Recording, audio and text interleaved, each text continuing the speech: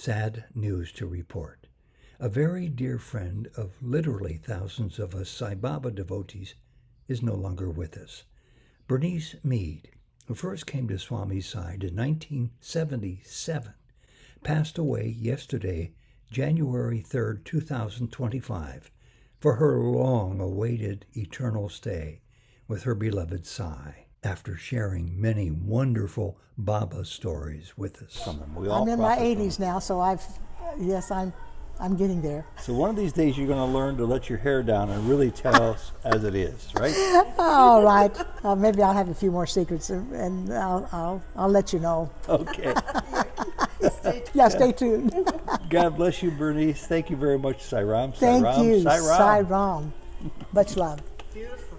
As many of you know, Jody and I loved Bernice and had the good fortune to interview her not once but twice in 2019. In tribute to her boundless love for Sai Baba and for her many immense contributions to the lives of Sai devotees everywhere, we present both of her interviews here once again. The longer interview of Bernice's life with Baba was recorded in her home in Tustin, California. But first we present this brief and joyful interview with her recorded in Bernice's favorite Tustin restaurant. Let us know of your encounters with Bernice in the comments section below, and we'll share them with others.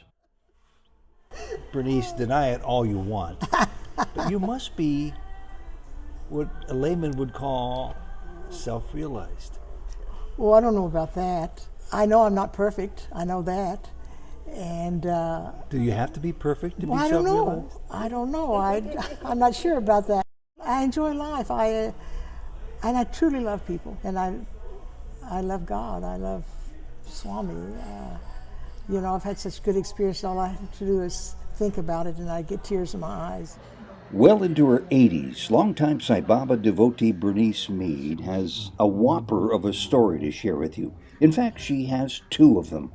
How she met Sri Satya Sai Baba in person in America, and how she also met Shirdi Sai Baba in person, also in America. This longtime National Education Director met with Souljourns in a Tustin, California restaurant to share with us some of the most treasured experiences of her lifetime. Welcome to Souljourns. This, our second interview with Berniece Mead, was recorded in November 2019. And you have a beautiful story to tell us. The story about... the story of all stories, of Baba coming to you. Well, this happened a few years back when I started doing my teacher trainings across the country. And I was in New Jersey. And at this time,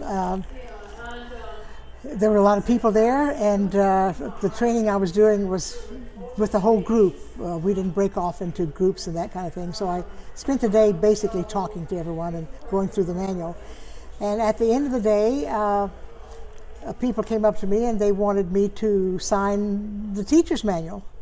And I tried to talk them out of it. I said, several of us worked on a manual. It wasn't just me. And no, but you've done the teacher training. We want you to sign the manual. So I said, okay, give it to me. And so I signed do good, be good, see good, and signed my name. And then her friend had a manual. She said, well, would you sign mine too? And I put do good, be good, see good, and signed my name. And then I had a long line of people that wanted me to write do good, be good, see good with my name. And I did that. But it was dinner time, and they said, it's time to go to dinner.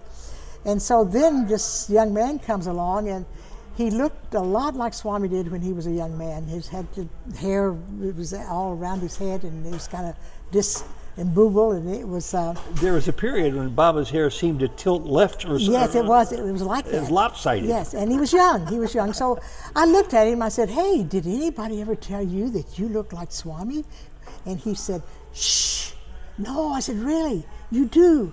And he said, you've been standing all day and your feet must be tired. Would you like to sit down and I'll rub your feet? And I said, look, who needs to rub whose feet? And we laugh, and so we just began, just being kind of crazy. And I'm pretending he's Swami, and he's pretending that he's Swami. And then in reality, we're not pretending at all. I'm beginning to think this is for real. So we sit there and talk quite a bit, and it was a wonderful conversation. Then somebody came up with another manual to be signed, and it was time for dinner. So as I went into the room for another person wanted the manual signed, and there he was again. The and same he had guy. a manual. Yes, he had a manual to be signed. And I said, wait a minute, I can't sign your manual. He said, what? You're not going to sign you've been signing everybody's book and you're not going to sign my book? And I had been signing do good, be good, see good. Well, how can you do that with God, right? And so I said, oh, give me the book. So I couldn't do be good, do good, see good. This is God, as far as I was concerned. And I said, you are God, you are no different from God, and I love you. And I signed my name. That's what you wrote. That's what I wrote in his book. And he looked at my book and he said, you signed my book differently than the others. And I said, well, I had to. And he said, yes, I know. So I signed his book and he was off. Did you take that as a sign that he was leveling with you about his truest identity? At that time, I don't think I was taking anything. I just was awed. I was in awe because I knew this guy was somebody that I need to take notice to. I mean, it was really, for me, it was Swami.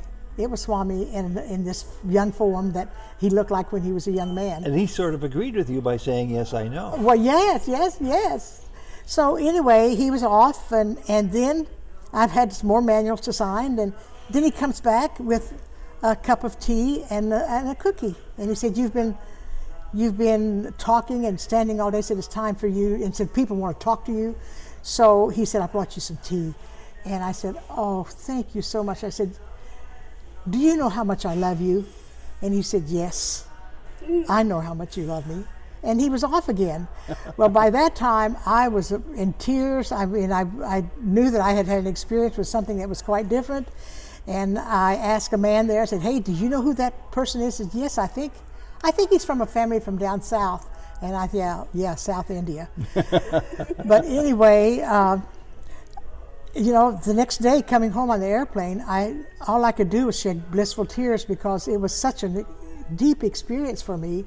And on some level, I knew that I had talked to Swami, and whatever, even if it was a young man from down south, Swami was coming through to him, and I had that experience. So then, the following few months, I went to India and had an interview with Swami, and that was '97. And I said to Swami, when I was in New Jersey, I had this experience with this young man.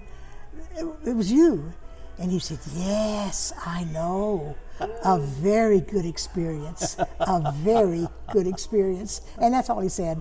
But it was a very good experience. So when the dust settled and you had a chance to think about this, what kind of an impact did it have on you? Well, it had a big impact. Like I said, on the airplane coming home the next day, I had shed blissful tears, practically just reliving that experience.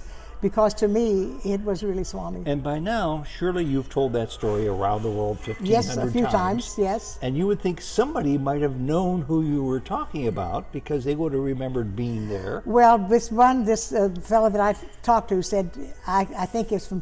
So I said that when I went back to Maryland then, I said this to this young man was supposedly around. She said, oh, I think I know who he was. Said that tomorrow you'll meet him. So the next day when I went and I spoke at the center, she introduced me, well, it wasn't that man. I said, no, I'm sorry. So he was still a mystery man. He's still a mystery man because who she thought it was not. Yeah. Well, here we are sitting in Tustin, California in a restaurant after having a great meal the day after Thanksgiving. And after I heard you first describe that story before I ran out and got my camera, you were telling Jody and us about another story was it about Shirdi Sai Baba? Yes. Then this happened in New Jersey. The story that I just told you now happened in New Jersey. But I went to Maryland then a year or two later, and I'm sitting there. We were in a library, and I'm talking away to everybody again. And to my right, and I, for some reason or other, I don't even know what context it was in, but I said, in my life I have always had little children, dogs, and old men that cater to me. And about that time, the doors open and this old man walks in. And he's shuffling his feet, and someone goes to greet him and to interfere with him, and she talks to him, and she takes him back to the back of the room. And at the time, I'm thinking, you know what? This makes me think of Shirley. And I'm thinking, if while I'm talking to everybody, you know, this may be Shirley. And I'm not going to share it with anybody. This is just what I was thinking inside. So I looked at him. They took him to the back of the room, and he's sitting there. He won't look at me. He has his head to one side like he's hard of hearing to hear me speak. Because he thought he had come there supposedly to hear someone else, and they said, no, we have a lady from California, and she's talking to us about values in education. And he said, well, I'd like to hear her. And so he went back, and they gave him a seat in the back. So anyway, by the time I got back to where he was, people stopped and wanted to talk to me. He was gone. So I said, well, what happened to him? He said, well, one of the young adults, it was raining that day, and said he wanted to take him home. So I talked to this young adult later, and he said, you know, that was really a strange experience. He said, I took him to the neighborhood where he said he lived, and he said, you can let me out here because I live real close.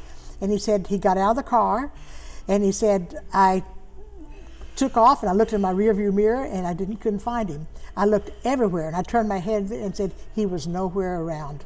It was a tip-off. I live close. Yes, yes. I never had a chance to ask Swami about that particular visit, but I left out a real important part. This gal asked him I don't know whether she asked him or he told her. He told her his name was Sai Allah. Sai Allah was his name. Yeah. Yeah. So. So that, I should have told that at the very beginning because that was very important. But the next day I spoke at the center, and this gal introduces me, and she said, I wish you all could have been there yesterday because Sai Baba appeared and said he was called Sai Allah. So he told us he was Sai Allah. So it was a nice experience, and I still think about that because I've had lots of experiences in dreams with Sai Allah. You've had lots of experiences in real life in India.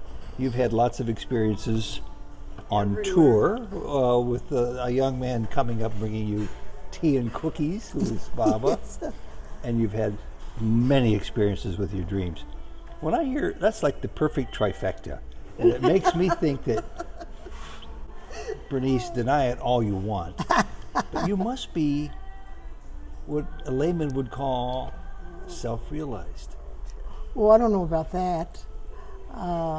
Well, why I still have a lot. That? Well, I know I'm not perfect. I know that, and do you have to be perfect to be I self-realized? I don't know. I'm not sure about that, but I do love everyone, and I do serve whenever I get a chance to serve, and a good and test. I enjoy life. And I truly love people. I mean, I truly do, and I love God. I love Swami. You know, I've had such good experience. All I have to do is think about it, and I get tears in my eyes. And so I know I'm a good person. Bhakti tears. Yes. And a good test somebody might suggest is Yes. the test of equanimity. Do you pretty much lead your life at an even keel where things might not necessarily disturb you or disrupt you as much as they once did? Pretty much so. Yeah, pretty much so. That doesn't mean that I don't get disturbed once in a while. I mean, you know, my husband was a good teacher for me. Mm-hmm. There were many times, and Swami would talk to me about that. You know, why do you argue with your husband? Well, I thought, I don't really argue with him. Sometimes I disagree, but we don't. But anyway, I think I had more lessons with him than probably anyone. I mean, and we were married for 51 years. So Swami was good to both of us. Yeah. That's great. Any last comment you'd like to make, since you had so many stories to share with people, countless numbers of stories? Anything that's jumping to the forefront of your mind right now that you just have this little itch that maybe it would be okay to tell us with the camera running? Well, I've had a good life, and an interesting life. You know, I came from very modest means. I was born on a farm in Oklahoma, and I worked on the farm. I picked cotton, I milked cows. I did all the things that farm girls do, and I knew that that I wanted an education, and I had to work hard for my education. It took me 8 years to get through college because I'd have to stop and work and then go back to college. And so I became a teacher, and then I got a master's at Redlands University. And so I feel like that from my background, you know, coming from a family of 11 children, I was number 10. And we were singers, we were gospel singers, and we would go around to the community and sing gospel songs. And so I had a good life that way. I mean, I had a loving family, worked hard. Farm girls don't just sit around and read books. We milk cows and do the things. Even when there's 11 kids in the family. Right, right. But I have to think that I've had I can, you know, when I went to see where Baba was born and hear about his family, it was very similar to mine because, you know, the way we lived and everything. I thought this is very similar to the way I was raised. Well, God bless you. You're a great storyteller, and the reason why you're so wonderful at it is because you've lived every experience you share with others. And we grow from them. We all I'm in my profit from 80s them. now, so I'm getting there. So one of these days you're going to learn to let your hair down and really tell us as it is, right? All right. Maybe I'll have a few more secrets, and I'll let you know. Okay. Stay tuned. Yeah, stay tuned. God bless you, Bernice. Thank you very much, Sai Ram. Thank you, Sai Ram. Sai Ram. Much love. Beautiful. I got up early the next morning, so happy to be there. The sky was dark and the stars were beautiful, and I went to and I sat under his window. Years ago, Berniece Mead of California traveled to Sai Baba's ashram in India, where suddenly she had the worst thought. And I sat under his window to meditate a little bit and just to thank him for letting me come, and I was so happy. And all of a sudden, I got this thought. What if he's the Antichrist? Yeah. What if he isn't who he says he is? Where'd that come from? Yeah, that's exactly what I said. I ran back to my room and I prayed to God. You know, look, if I'm in the wrong place, get me out of here. That morning I decided I'm going to call in Jesus. I'm going to have him help me out here because I don't know. I'm confused. Is Baba who he says he is? And I cried and I cried. But when I got to Darshan, I sat there. Then I opened my eyes and he was in front of me and he said, "Come now." When he comes in, there was only 7 of us in that interview. He told me what all I had been going through that morning. And then he began to tell me my mind, what I was going through with my mind, and he said, "You know, I hear all the prayers. I even hear the prayers to Jesus." He took such good care of me, but I realized that I had to be there alone because I didn't know I had those doubts inside me. Over the decades, starting with her first visit to India to see Sri Satya Sai Baba in 1978, Berniece Mead was subjected to great pain and personal loss regarding stories she tells here about her son Jay, a Hollywood stuntman, and her husband Ron. Sai Baba has brought her through it all, leaving her with a foundation of lightheartedness and enduring love. No, I'm glad I had fun in those days, if that was me. I mean, I'm glad I was able to have some fun. Welcome to Souljourns. This interview was recorded in Tustin, California on March 22nd, 2019. And we're in the home of Berniece Mead. Count the ways she's a follower of Sri Satya Sai Baba. Count the ways, Bernice. You begin. Number 1. Number 1 is that I love him very much, and I knew the first meeting we went to and heard about him, I knew that it was something I wanted to grab hold of. And Number 2. Number 2, when I met him, I still had the same belief that, yes, this is where I belong. And Number 3. Number 3 is... And use the word love in this sentence. Okay. Well, of course, that was that unconditional love that brought me to his feet. How did you first discover Baba? Well, it's interesting. We started, I had a friend that taught meditation, and so I started going to her place and doing some meditation, and then Ron, my husband, he said, "You know, you're changing. You don't get as angry as you used to." And he said, "You know, I think I'd like to do that meditation." Well, I was a churchgoer and a Sunday school teacher, and Ron wasn't, and I thought, I don't think meditation's for him. But anyway, he went with me one night, And he went, when his first meditation, he went under, he was under. And he could meditate and leave his body and do all kinds of good things. And so then we started going to a little metaphysical church, and the first Friday of, or the first Saturday night of the month, they had a guest speaker. And this guest speaker on this February of 1977 was a fellow by the name of Hal Stokes, which many people know, and he was telling his story of this holy man from India, and that he was a reincarnation of Krishna. And so when my husband told me that, I said, I'm not going to go to that. I said, all I could think of was the Hare Krishnas at the airport and trying to sing. And said they looked so happy, and I figured they were happy on something besides, just their love for God. But anyway, I didn't want to go, and then at the last minute I decided, okay, I'll go. And I put on some lipstick and combed my hair, and he was already in the car. And when we walked into the place, there was a different feeling. And this is a small little metaphysical church in Stanton, California. And then we began to smell this sweet smell, and Ron said, I think that there must be burning incense. And we looked around and we couldn't see any incense burning. But then Hal got up and started his story, and we were so captivated. We knew, because he told the story of Elsie Cowan. She was a friend of his, and how her husband had been raised from the dead. And we believed all of it. We knew that it was something that we had to pursue.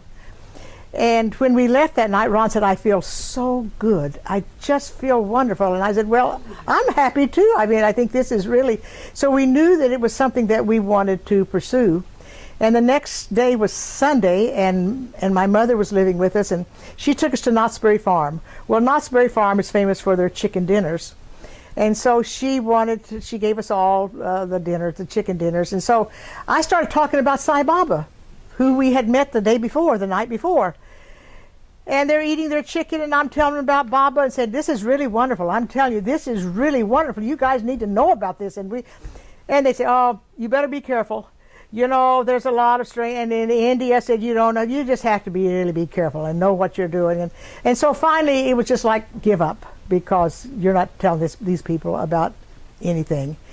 But Ron and I both knew that, and it took us 5 months before we found out about a meeting. And we found out about the first Sunday meeting that the Satyasai Book Center in Tustin do. And so we went to that meeting in August of 1977. And people were just returning from India and telling their experiences. And it was such a wonderful, we were so captivated to listen to their experiences. But Swami had said to them, I want you to go home and start children's classes. Well, I was a public school teacher, and I thought, that's for me. That's what I want to do. I want to do the children's classes for this Baba. And then I met another lady there, Pat Rutherford, and she also was a school teacher, and she had a center in her home in Buena Park. And she said, come to our center. So we went to Buena Park to the center, and she and I talked about starting a children's class. So we were probably one of the first to start a children's class in Southern California, because this was 1977. And we had a nice big home and a nice big room that we could use for the children's classes. So we started. We had 2 of my children and 3 from another family, and she had a son that had learning disability problems and that type of thing. So we had 6 children, basically. And we had what are we going to teach them? What are we going to talk about? And so we decided, well, we'd talk about meditation, and we'd do meditation. And I had heard some of the Indian bhajans, and I thought, well, why don't we teach them maybe a bhajan? So we taught them, which I knew no bhajans, of course. So we taught them Ganesha, and then we thought, well, maybe we should teach them the Arati. And it was just, we were just groping how we were going to do all this. And so I kept up the children's classes, and we began to get 2 or 3 more. And then in 1981, Swami says he wants to have a teacher training for Balvikas. That was called Balvikas in those days. And I decided I want to go. I want to go take this training. And they had a little children's camp alongside it. I'd take my daughter also, and she could go into the children's camp. So I went to my first teacher training in 1981. and listen to what we needed to be talking about. Where was it? In Prasanthi Nilayam. And Swami did he was the Grand Master, and he would come in and just tell us little tidbits of about our names. For instance, he would tell us that all of your names have been divinely given to you, and that has a meaning, and that describes you. And he would tell us that you're all God. We're all there is God. And it was just so sweet and just. I was captivated. I mean, everything he said, of course, was. And so we decided that my Indian brothers and sisters, they loved the testing part, and so they said, we have to teach the children number 1, this, 2, 3, and at the end of we had 3 groups: Group 1, Group 2, and Group 3, depending on the ages of the children. And in each group, we had to teach certain prayers and whatever. And so we went into, and then the teacher said, what we have to do before they can go from Group 1 to Group 2, they have to have a test. And then they talked about testing and what we needed to have on the test. And then they decided they'd talk about the percentage. What did the children have to know before they went to the next group? And so they all decided that they had to know at least 70% of what they had been taught. So while we're in the middle of all this conversation about testing the children, Swami walks in. And everybody gets quiet, of course, because Swami gives us his lovely darshan. And then he goes to the mic and he starts talking to us. And he said, let's suppose that before you merge with God, you have to have a test.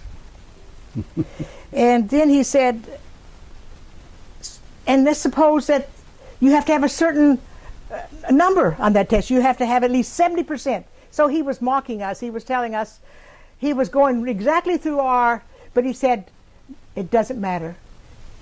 The grace of God will bring you home. Come with intention and find the grace of God. Exactly. And so we all sat back and we didn't talk about testing anymore because it was the grace of God that we were talking about.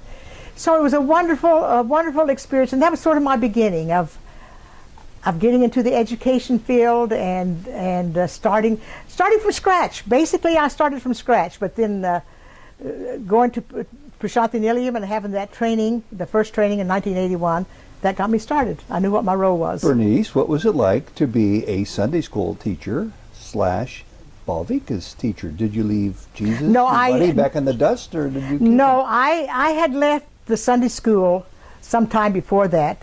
It's funny, I had a lot of experiences within the church. I wasn't treated real well, and I know, and when I look back, I think, I know why, because Swami was saying, you got to go beyond this.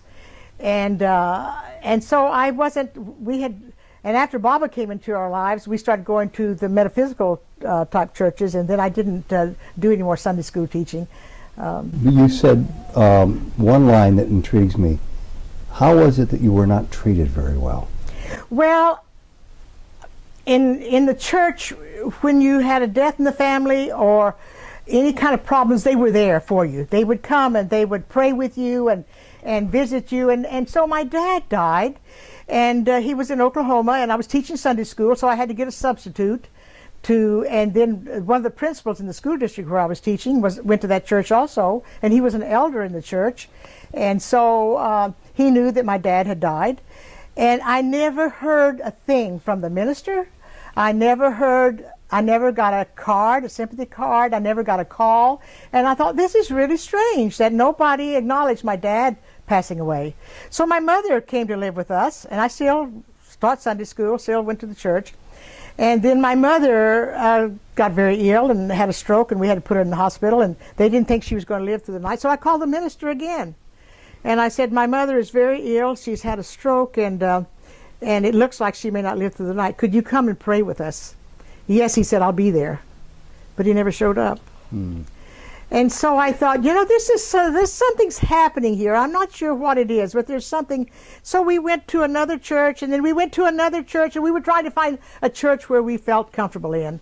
And we just weren't finding it. And finally, when I started teaching the Bhavika's class, I knew that I had found and the church wasn't all that necessary. And so I had found my niche. back to your story of Baba. I advanced it a little bit unintentionally too fast. What made you decide to get on an airplane and fly all those awful hours on an airplane in a tight seat from here to Timbuktu, it felt, in order to get to see Sai Baba for the first time? Good question. I'm not sure.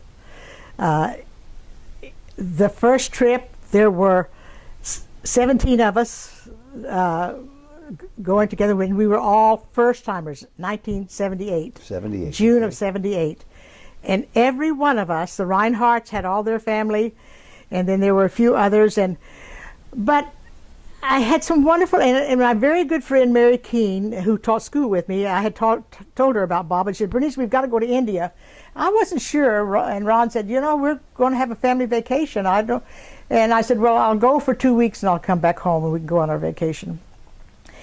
But there was so much magic getting ready for this trip, my first trip. I mean, we went to get our pictures taken for our passports, which was at where Ron was teaching at his school, because one of the teachers there did that type of thing. And we went after school, and he said, how come you didn't come today? Because he said, I should have been gone.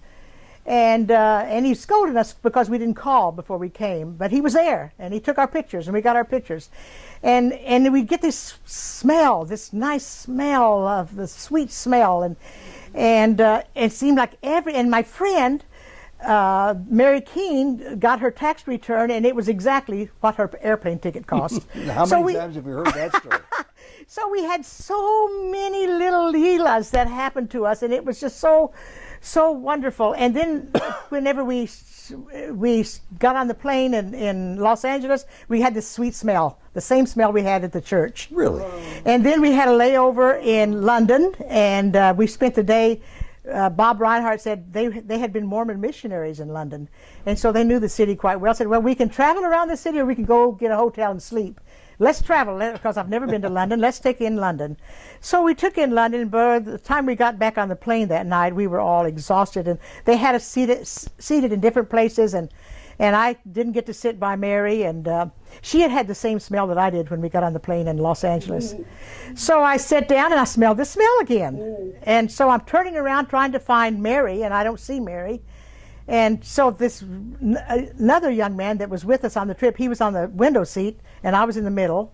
And then I asked him, I said, do you smell that sweet smell? And he said, I don't smell anything. And then this little guy from Australia comes in, and he sits down on the seat next to me. He said, he said, do you smell that sweet smell? And I said, yes, I do, as a matter of fact. He said, they must be burning something. They're burning something in here. They've sprayed the plane with something. So anyway, I thought, well, no, this kid that's going with us on the trip, he doesn't smell it, but this new little New Zealand guy, he smells this wonderful smell. And then when we got on the plane, we had to change planes in Chennai now, but what was it called in those days? Madras. It was Madras in those days. So when we got on the plane, there again we smelled the smell. Oh my! And goodness. and then I'm sitting down in my first darshan, and I smell the smell, and Swami comes for the darshan. And then I begin to notice every time I'm in darshan, and just before he comes out, the smell comes. So one day I'm sitting there, and I'm sitting next to this lady, and she says, I don't feel well. She says, I have to leave. And I got the smell. I said, well, you can't leave now. I said, Swami's getting ready to come out. She looks at me kind of strange. Well, how do you know? So I said, you smell that smell? I don't smell anything. And Swami walked out. He came out for a darshan. So I didn't know whether I was the only one getting the smell or what. But anyway, and after I had that experience with that lady, I no longer got the smell before he came out. But anyway, it was a wonderful experience, and he got my heart. I mean, it was just so. He called all the Westerners in to the Mandir, and there was a whole bunch of us. But when I talk about Westerners, I mean from Europe and just the people who weren't from India. And he gave us a sweet discourse and talked to us, but I was so confused because he would speak his Telugu, and then he had, and there were a lot of Italians there, and then he would have Kasturi would translate it to English, and then the Italian would translate from English to Italian. And by the time they got through, I thought, what did Swami just say? I mean, I don't know what he, I mean, I was so confused because those three languages just completely had me, I was confused, and I didn't know what Swami said. And so I wrote him, I thought, well, I don't need to even write him a letter, but I came home and I wrote him a letter. But before, in the Mandir, he came around to each one of us and handed us packets of vibhuti. Everyone in the Mandir, he penned, and I said, thank you. And then that afternoon, I had the letter, and he came right to me, and I said, what am I doing here? I don't know what's going on, you know, and I'm You having said all that these out loud to him? No, it's in the letter. Okay. In the letter. No, I don't have the courage to do that. So I handed him the letter, and he looked at me, he said, thank you. So my first word to him was thank you, and his first words to me were thank you. So I thought that was kind of sweet. So it was a wonderful experience, and I had a lot of, I loved it. I mean, he had me, you know, he had me completely. And then, of course, I came home and we continued with the children's classes after that. And then in '79, I wanted to go, and I couldn't go. I mean, I wanted to take the children, and I tried. You know, I know when you can. I know for sure that when he wants you there, you're going to get there. Mm-hmm. But if he doesn't want you there, you're not going to get there either. So this was '79, and everybody was leaving at a certain time, and I could not get a ticket. I could not go. And I finally said to Ron, there's no way that I can go. So we went on our little trip to Oklahoma to see our folks, and came back, and I had a dream. And Swami said, come now. Ah. So I woke Ron up, and I said, I've got to go to India. And I said, Swami just came to me in a dream and told me to come now. He said, well, I don't know whether that's what it meant. I said, well, what did it mean then? This just came from Swami. And so he said, well, if you can get your ticket, you know, there and back confirmed, then I'll say okay. So I went to the travel agent and, you know, said I want this ticket to leave. And I could only be there like 10 days because school was going to start real soon. So he said, well, we'll see what we can do. And so he gets on his computer and then he says, you know, this is really amazing. He said, I've got you confirmed going and coming home. And so I knew then that I was on my way. And you were going by yourself? I was going by myself. That's And by the time, when I got in the air, I realized all my friends were coming home, and I'm going to India. And I'm wondering, what is this really all about? So my first darshan, I'm sitting there in the sand, and I'm 3 rows back. And I'm about 2/3 down on the women's side, and I'm thinking, why did I come on a dream? This was really stupid of me to come on a dream. I'm jet lagged, I'm hot, sitting in the sun, and those were the sand days, sitting in the sand, and I had some letters from some people from home. What am I doing here? And then Swami comes out on the veranda, and he looks our way, where I'm sitting. So, and I think he's looking at me. So he casually then walks across the sand towards me. And I'm sitting there and I'm looking at him and he's looking at me. And I'm so surprised because he's come right to me at the first darshan. And I say, hi. And I know the people around me thought, this lady, she's something else. I mean, so he said, very happy, and reached down I forgot I even had the letters, but he reached down to get my letters, so I gave him my letters. But that trip was a trip that was really a testing trip. I got up early the next morning, so happy to be there. The sky was dark and the stars were beautiful, and I went and I sat under his window, because in those days he slept up, you know, stairs in the Mandir. And I sit under his window to meditate a little bit and just to thank him for letting me come, and I was so happy. And all of a sudden, I got this thought, what if he's the Antichrist? Yeah. What if he isn't who he says he is? Where'd that come from? Yeah, that's exactly what I said. What? And I kept trying to get it out of my mind, and I couldn't, so I ran back to my room, and I prayed to God out there, who I always used to pray to. You know, look, if I'm in the wrong place, get me out of here. I don't know what's going on. And I went to the room and I laid down and I cried. And I never prayed to Jesus, but that morning I decided I'm going to call in Jesus. I'm going to have him help me out here because I don't know. I'm confused. is Baba who he says he is, or is he really this negative person that I'm? And I cried and I cried, and then it was about time for darshan, and I thought, should I go to darshan? I thought, yes, I'm going to go. But when I got to darshan, I sat there and I got a front row seat. In those days, you just came and went when you wanted to, you know. It wasn't like it was in the later times. And I knew that he was, whoever he was, whatever he was, that he was very, very powerful. And I knew that I couldn't look at him. So I closed my eyes, and then the people on my right began to laugh, and I thought, wait, this is my dream. Because in my dream, the people on my right began to laugh, and then I opened my eyes, and he was in front of me, and he said, come now. Mm-hmm. That was my dream to come. So I thought, oh my God, this sounds like my dream. When I open my eyes, he's going to be in front of me. No, I'm not going to open my eyes. But I opened my eyes, and sure enough, there he was. Really? And he said, when are you leaving? And I wanted to say real soon, but I said, well, I'm leaving on Wednesday. And he said, go. And so I went into the interview. Meaning to the interview room. So I went to the interview room, and of course, I'm very, very happy, but my eyes are swollen because I've been crying all morning.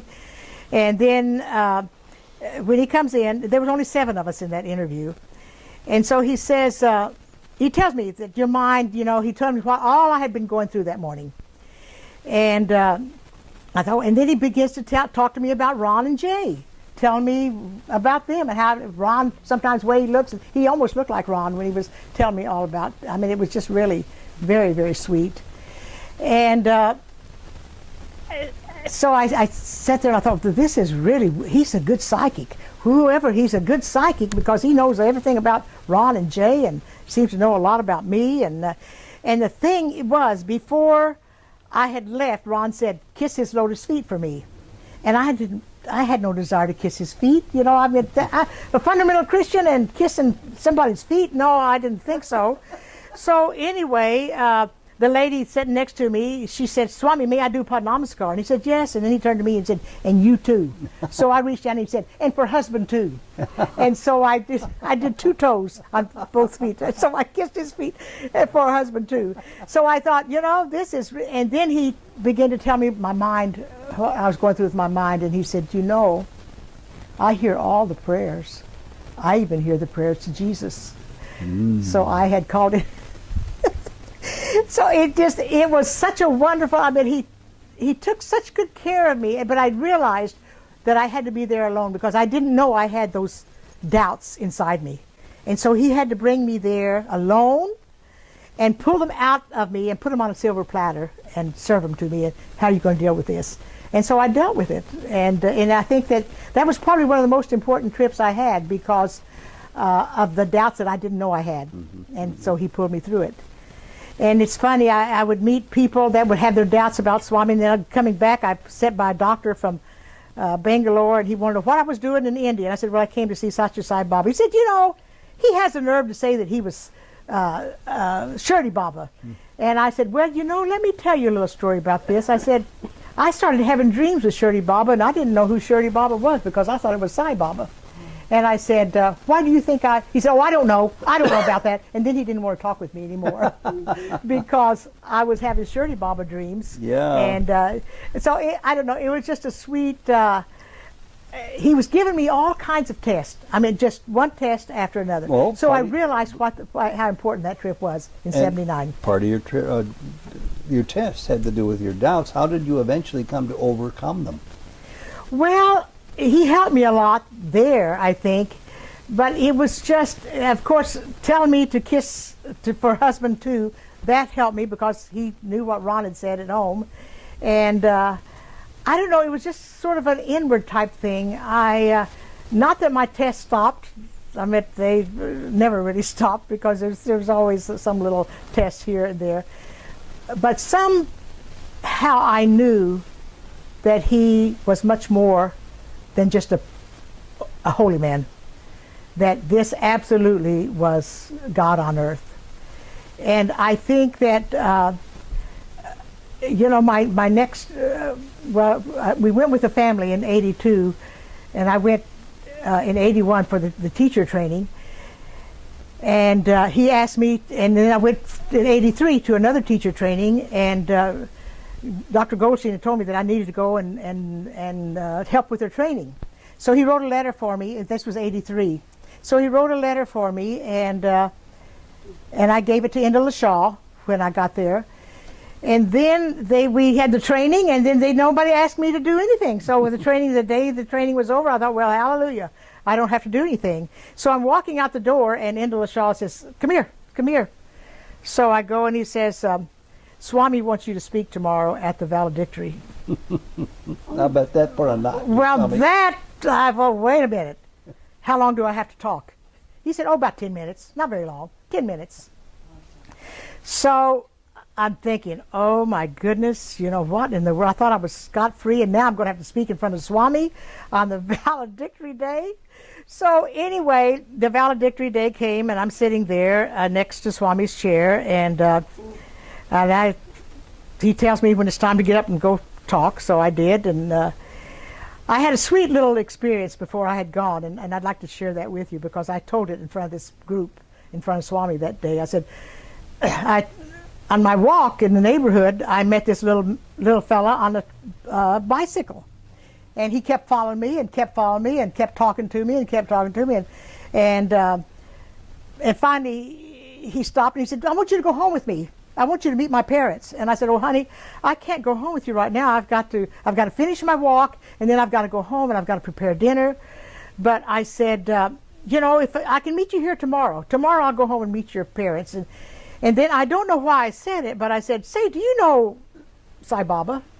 He said, yes, he's Jesus Christ and all his angels. So when I told that story, Swami... Where did this take place? Where I did my walking in my neighborhood in Fountain Valley in California. Okay. I'm telling Swami and the yes. whole group. This little boy said yes, he knew him, and that he was Jesus Christ and all his angels. He wasn't an Indian boy. No. He was a little American boy. So what'd you make of all this? Well, I told it in front of Swami, so I wanted to know, and Swami did his head back like this and laughed. So I thought I knew who it was, you know. So anyway,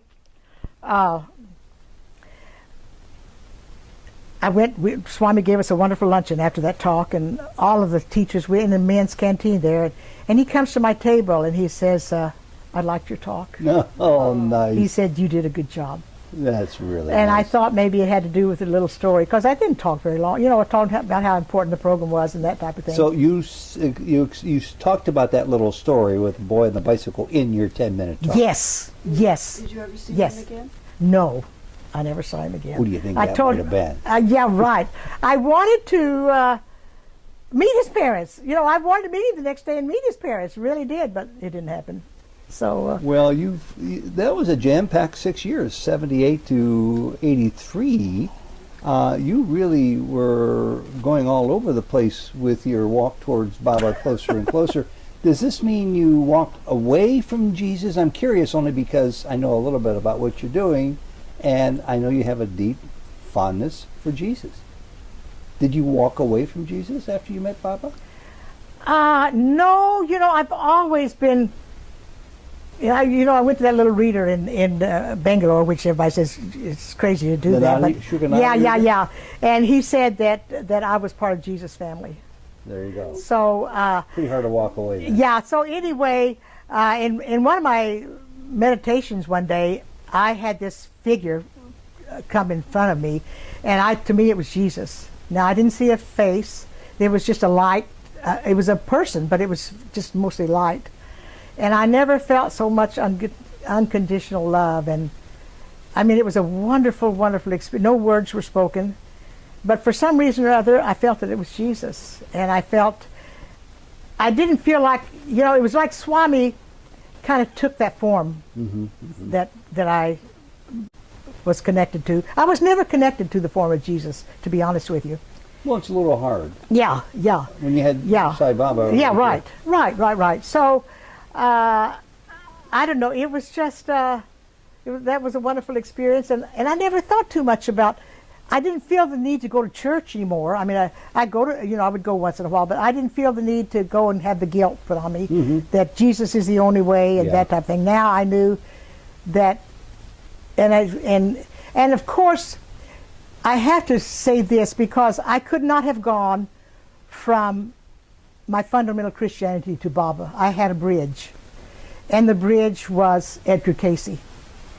So when I had my first child, Jay was born, in 1965, they had the Watts riots were going on when I came home from the hospital, and Ron would sit up and watch that all, late at night. And I thought, why am I bringing this baby into, to me, it wasn't this fire, the city in Los Angeles, it was a whole world. And I felt so depressed. So I had postpartum depression, and I was miserable. I was really, and I didn't tell anybody. I didn't even talk to Ron about it. I was just miserable, and I would listen to this, and I don't even remember her name, but she was on every morning at 7:30, a psychologist, and she just had some wonderful things to help with daily living, and I loved it because, and then on this particular day, she had Edgar Casey's son, and he began to tell her what it was like when he was growing up and how people would come to the house and how he would help them. And he said that there is a book there called There is a River by Thomas Segru. And I went out that day and bought that book. And Edgar Casey had the same birthday that I did, and he went to the same church that I did. So anyway, that's when I began to believe in reincarnation. I thought, this is a way, it has to be this way. So I read that whole book, and I felt relieved. All of a sudden, I just felt this release and relieved that, oh, of course, we have many lifetimes. There's no doubt about this. And that happened to me before I heard about Swami. Oh, and after I heard about him, see, it was easy to, because I believed in reincarnation then, and I didn't believe that Jesus was the only way, and so he was my bridge. What a rich spiritual life, and I'm sure it still is rich. I counted up 6 visits to India. Have any idea how many you made over the years before Baba left his body? Close to 30. All right, and did you have many encounters personally with Baba? Several. Did I just hear the most profound story, or is there another one or two? Well, I have to say that when I went, I was selected as the National Education Coordinator in 1993, and I had retired from teaching. I retired in '89, but I kept teaching, substitute teaching. And Ron had retired, and so we had decided that we would sell our home in Fountain Valley, and that we would travel around the country for a year, and I would train teachers because I was now the National Education Coordinator, and I wanted to visit those days it was the Balvikas, not the Sai Spiritual. I was going to visit every Balvikas class in the country, and then we could find out about our motherland. We could visit, all the different states and all, and so we were looking forward to doing that. So we sold our home, and we started the trip of going around the country, and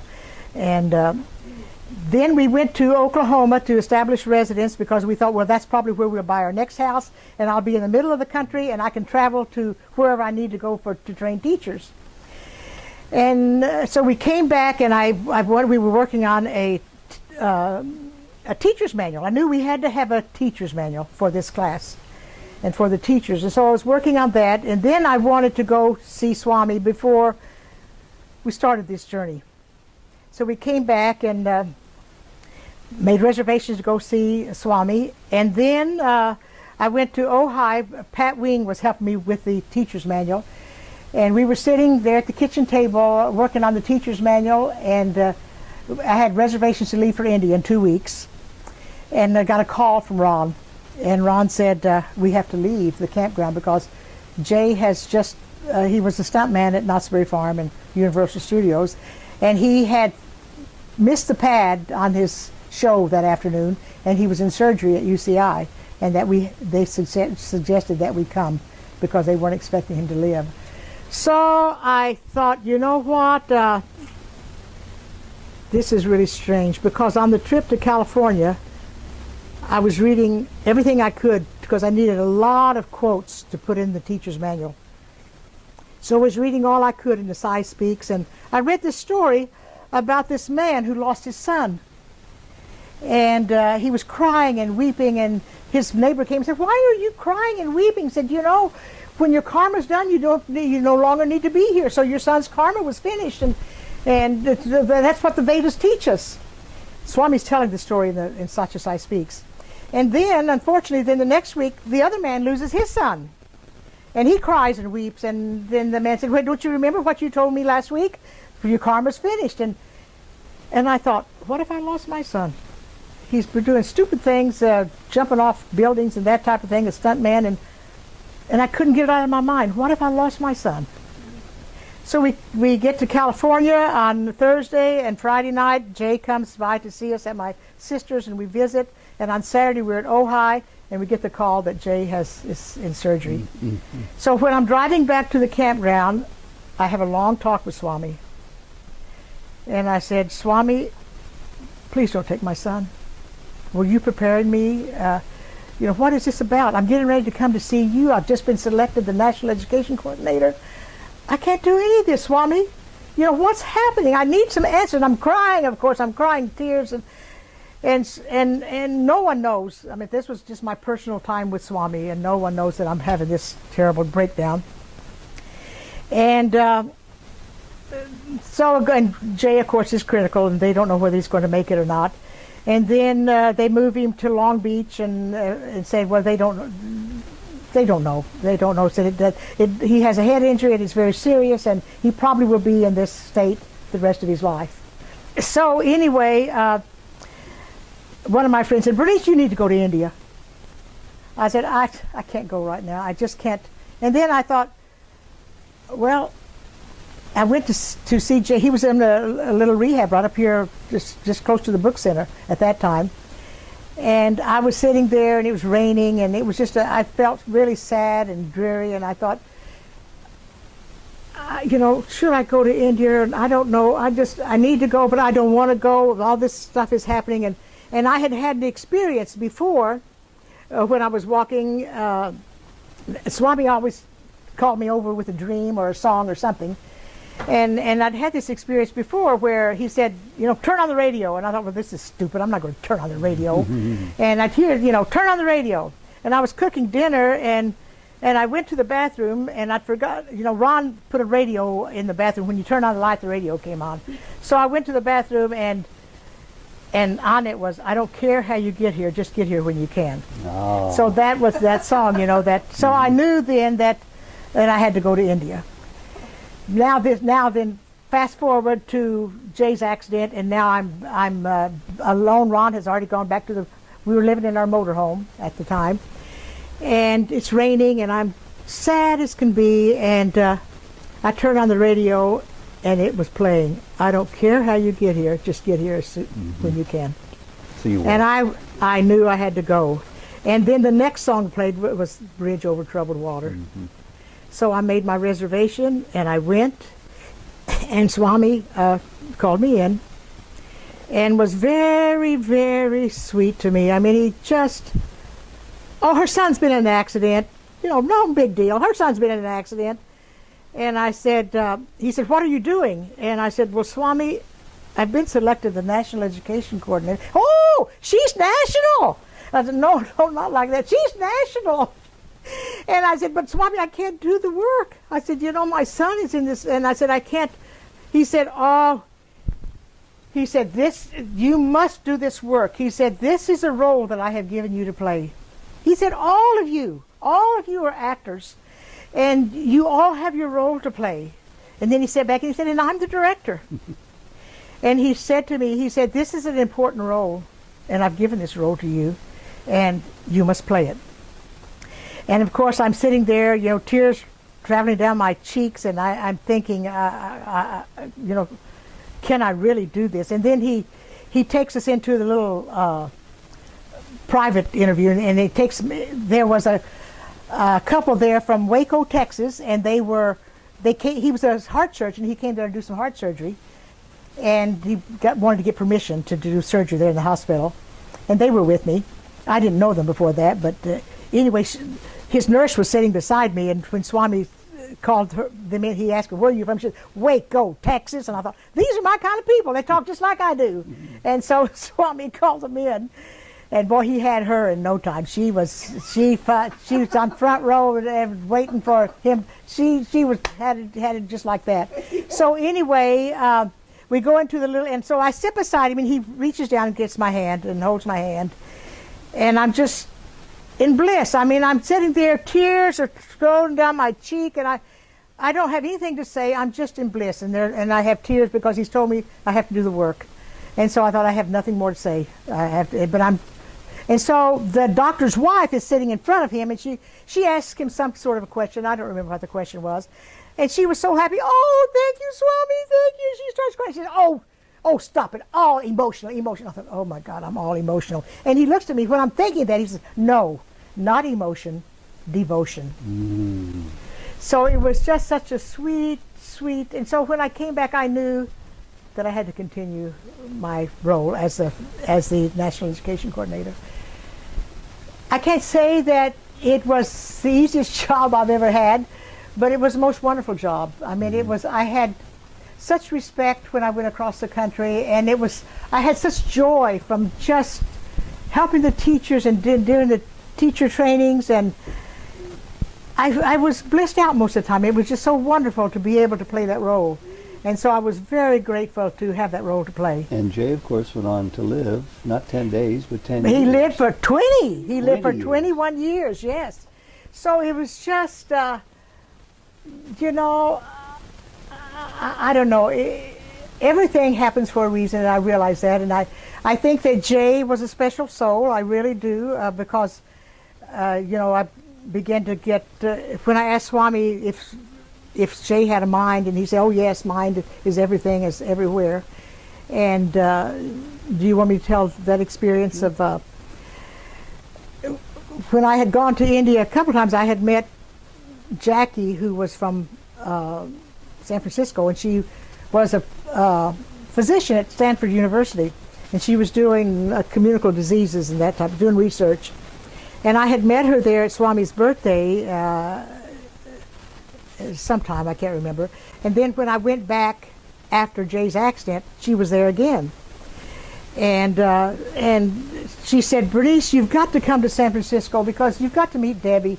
Debbie, we're doing children's artwork, and you've got to see this children's artwork. And that was in February of '97. And I said, you know, I will do that. I said, I'm really very busy doing teacher training and that type of thing, but you know, when I have a little extra time, I will come and spend a weekend in San Francisco. So in September, I still hadn't gone, and Jackie calls me, Bernice, why you haven't come yet? Why? I said, you know what? I've got this next weekend free. I'll come. And was that all right? Yeah, come on. And so anyway, I went to San Francisco that weekend, and I went, Debbie's home was where the San Francisco Center was. So I went to the center, and then we went to wine country. They had a home at Sonoma, a beautiful home. And we had dinner there on Saturday night, and Jackie was there from Stanford, and she also had a medical student there who wanted to talk with Debbie, and I didn't know anything about Debbie. I'd never met Debbie. I didn't know her story. To me, I went there to see children's artwork. And I sat next to her husband at dinner time, and he says, this house here said it was built by 5 architects from the other side. And I thought, well, the other side of what? You know, it's just, and so then yeah, right. So he begins to tell me how Debbie wrote down all the you know, everything from these 5 architects, and that's where how this house was built. This is the first time I'm finding anything strange about Debbie. I didn't know anything strange about Debbie at all. And then Jackie tells me that this young Indian young man who was a medical student wanted his guides to talk with Debbie's guides. And I said, she talks to guides? Yes. And I said, Debbie, do you think you could communicate with Jay, with his mind? She says, you know, I don't know. But she says, tonight when we go into this room and we do some work with, I can't remember the young Indian man's name, we'll see if we can get in touch with Jay. So we went into the room, and she said, first we've got to clear things out, because she said, when I do this work, She says, there's all kinds of people out here that want to come in and talk, and said we have to clear the air. And so we had to do a little meditation, and I could feel a little cool breeze on my face, just a coolness. And I thought, this is strange. Maybe there's a window open or something. And I opened my eyes, and there's nothing there. It was just I could just feel a coolness. It was just, it's hard to explain. So anyway, she says to me in a little bit, well, Jay's here. Well, I didn't see Jay. I didn't. But anyway, Jay begins to tell her things that she didn't possibly know. So it got my attention. I thought, well, that's really strange. And then he said, Mom, you see me in this comatose state, but he said, I'm doing a lot of work on another plane. And he said, I'd like to tell you and Dad about it. And he said, I'm going to write you a letter and tell you all about what I'm doing. And he was telling me, don't worry about me. Everything is fine. And and so I'm thinking, well, is Debbie making this up? But he also said some personal things that Debbie didn't know that got my attention. So then when she came out of her little trance-like, I said, Debbie, he says he's going to write a letter. How's he going to do that? She says, I don't know. She says, you just pay attention. Any mail you get. I said, I can't do that. She said, well, if he tells you he's going to write a letter, he will write you a letter. Well, the next week I get a call from Debbie, and she says, I have a letter from Jay. And can I send it to fax it to you? So she faxed it to the book center. And I read it, and Ron read it. We were excited, He was telling about all the work that he was doing and how he was helping people. That he was working with young people, he said, that leave their bodies suddenly and they don't know where they are, and he's helping them get to where they need to get. And he had so anyway. And we started getting the letters, and when they had the big tsunami, you remember in 2004, I think it was, he sent us a letter. He said, a lot of people have left the earth, and he said when a lot of people leave the earth at the same time, he said we're very busy. He didn't say I'm very busy. He said we're very busy. So I assumed it's people that are here and not here, and that the people are confused. They don't know what's happened to them. They don't know, and said we have to help them to go where they need to go. So I thought, well, that's kind of different. That's kind of but anyway, then I had a chance to go back to see Swami. In 2008, I was invited to the education conference again, and so I went to the education conference, and I was supposed to be one of the speakers. Well, with Phyllis Crystal and a gal from Argentina. And so I put on my nice sari, and we go to Darshan, and we're supposed to be the speakers. It's the last day of the teacher training, of the conference. It was a education conference. And Dr. Goldstein comes out and he says, Swami wants you on the veranda. And he wanted all of us that were going to speak that day, the young girl from Argentina and Phyllis and me. So we go up to the veranda, and Swami looks around and he says, move them back, they're too close to the men. So he kept moving us back. And so then all of a sudden we're sitting by the interview room. And then Swami goes into the interview room, and then one of the young boys, and we're getting ready to talk. We're getting ready to speak. Yes. And so then Swami comes out, and not Swami comes out, but one of the young boys, college students, and he says, Swami wants you inside. So we went in, and there's Swami sitting in his chair waiting for us. And so he talks to us when we should be speaking out there. So what are they? They're singing bhajans. They sang bhajans all through and most of their bhajans were Jay bhajans. Isn't that interesting? Mm-hmm. They were. I noticed that, and somebody said, Bernice, did you notice that most of those bhajans were Jay bhajans? Yeah, as a matter of fact, I did. But I had a chance to ask Swami about the letters, and if I should share them. He says, yes, share. And he told me 3 times in that interview, share the letters. And so then I knew that it was necessary for me to write the book and to share the letters, and so that's what I did. But it was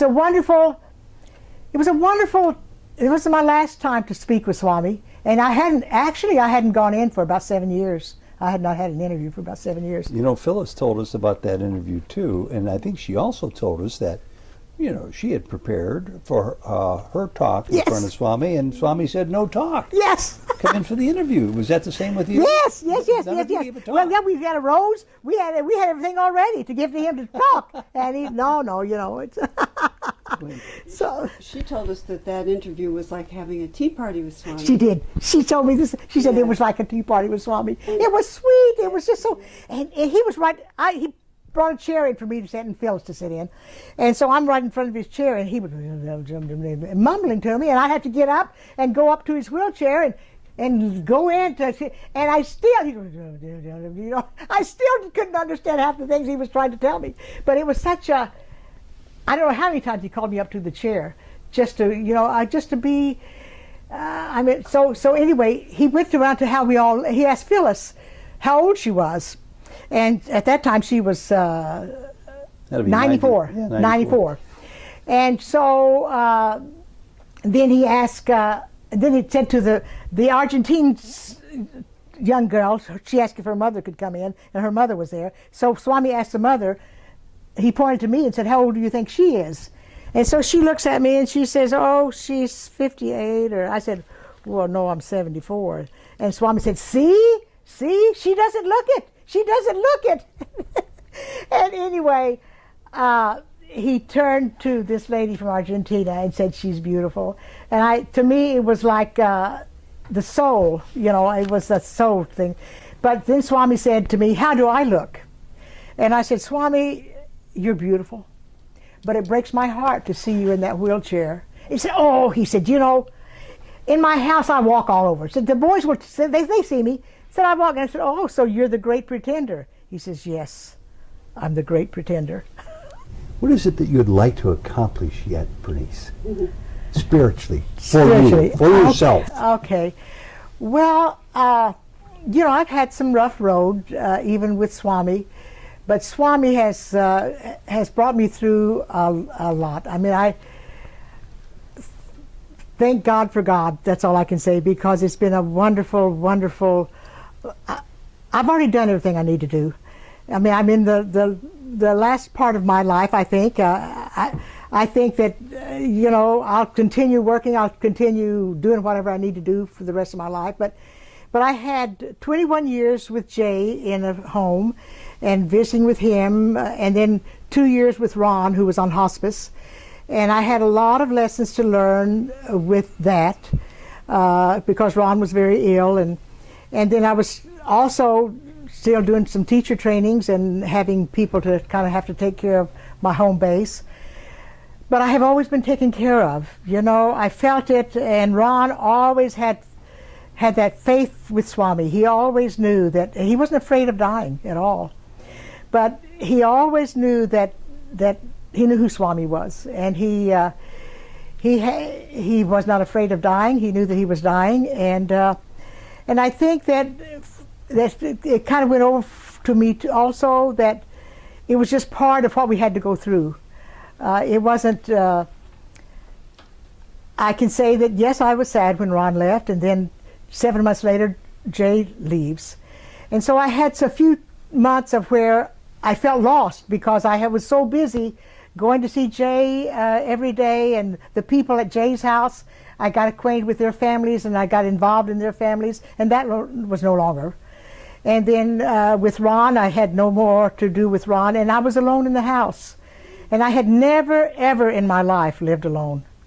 And those were, it was easy with Swami. I knew that Swami was with me and that he was guiding me.